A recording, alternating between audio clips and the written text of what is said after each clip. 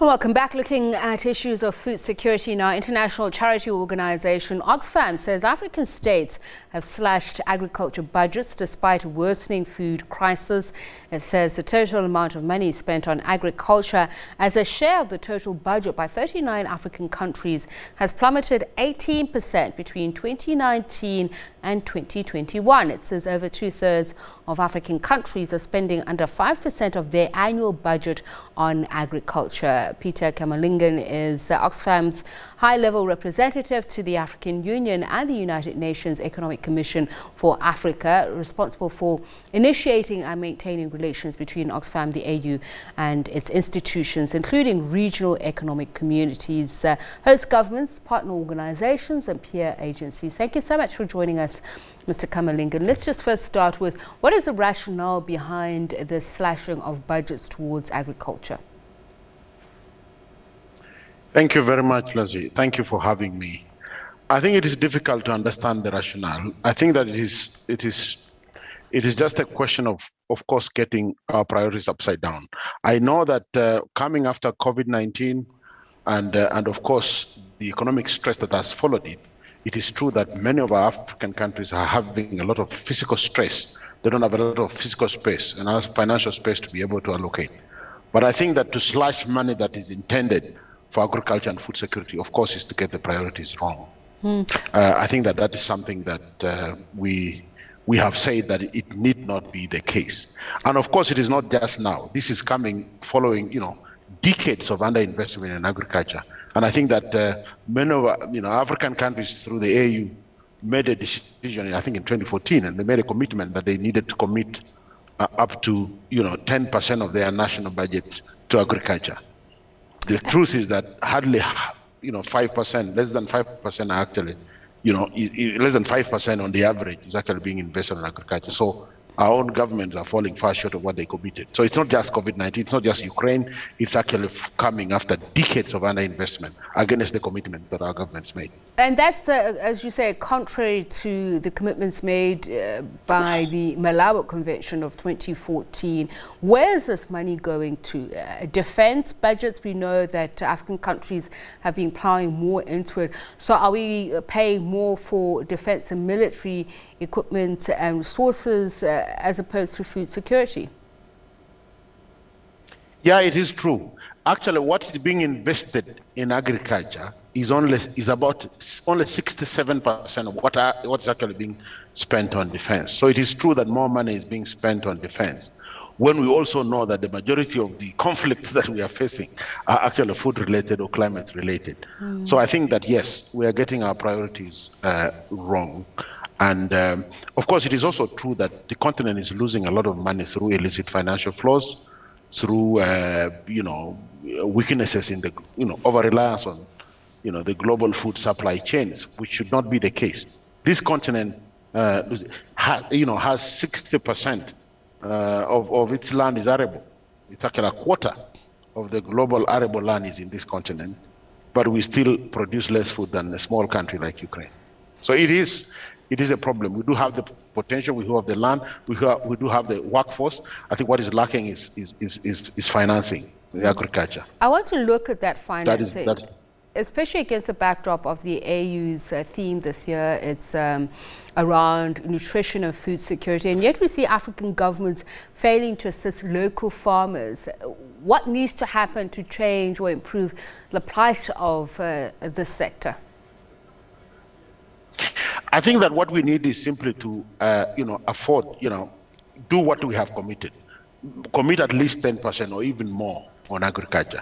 Food sovereignty is the most important thing. It is actually the quickest means to secure not just independence, but also the dignity of the African people. So I think that's an important thing. We just need to do what we have committed. Accessing finance to the small farmers, especially the small food producers, I think that's going to be an important area, because it also has a trickle-down impact on employment. Majority of our people are actually invested in agriculture. So I think that is the quickest way to actually grow the economies. It's not just about food, it's also about the economy and the linkages it has on all that. Investing in productivity of agriculture, and also, creating opportunities for people to trade in the same. Access to inputs like fertilizer, This continent has a lot of forces, has a lot of, the raw mineral that you would need to produce, to make fertilizers, but we still import majority of that. And that's why we are in problem right now, relying on global supply chains for inputs or even for food that is coming from outside the continent. There's no country, of all the 5 largest food reserves in the world, none is in this continent, which is a tragedy coming, 60 years after independence. There is no way this continent will ever be truly independent if it is still relying on very, global, food supply chains. It's not possible. Domestic problems such as low tax collection have also been cited by your report. How can countries change their tax infrastructure to be of aid not only to the farming community but agriculture at large if we are to reform the supply chain? Now, there are 2 things on that question. One is that, of course, the quickest way to expand the tax base for Africa is through agriculture, because that's where the majority of the people are. So if you include productivity, it means that more people will have disposable income, and therefore you widen the tax base. The second area where we need to free money is, of course, to close the loopholes in the through which the continent is losing a lot of money through illicit financial flows. That is why we have actually said we're very supportive of the decision of the Minister of Finance, and I hope that the governments of Africa as well to call for more global mechanisms through which we can cap illicit financial flows. For example, through a UN convention on taxation, so that we have a global legislative regime that makes it more difficult for the big corporates and the richer countries to actually perpetuate illicit financial flows, either through extractives or double taxation agreements and compromising our government, so that we are losing money. So we need to close those loops through concerted global efforts. I mean, we've seen how the conflict in Ukraine has crippled the global economy. Africa is no exception, especially some of our reliance on edible fuels that we import. Regional integration, how can that play a role, particularly when it comes to intra-Africa trade, so that we can improve this? Yeah, I think that is the thing. The AFCFTA agreement represents only an opportunity at the moment. We have to be cautious as well that, the mechanism which make it more difficult for especially small traders to trade across borders. We cannot be moving forward on AFCFTA when, for example, we are not making progress on the single, AU passport, so that it makes it easy for Africans to move and trade within, the different member states. It's very difficult for Africans to travel within their own continent. That is why it's going to be difficult to actually achieve the objectives and the dreams as contained in the AFCFTA. So it's important that we have a holistic approach, that we make it more possible for people to trade.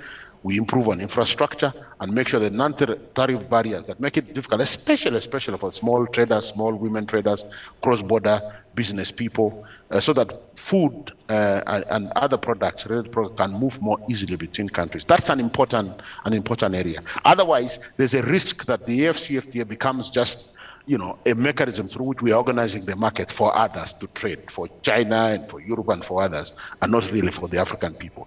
That's an issue that I was in Lusaka, for example. We met the Zambian Minister of Trade, and there are genuine concerns that we are not doing enough. A lot of the financing, even for the FCFTA, is coming from outside the continent. If really African governments consider this important, then we should be freeing more of our own resources, our own budgets, to actually support, the investments that are needed to bring AFCFTA to fruition. It's not something that we need to externalize a lot, because the more we externalize, the more I think the interests of others, other than the continent, take precedence.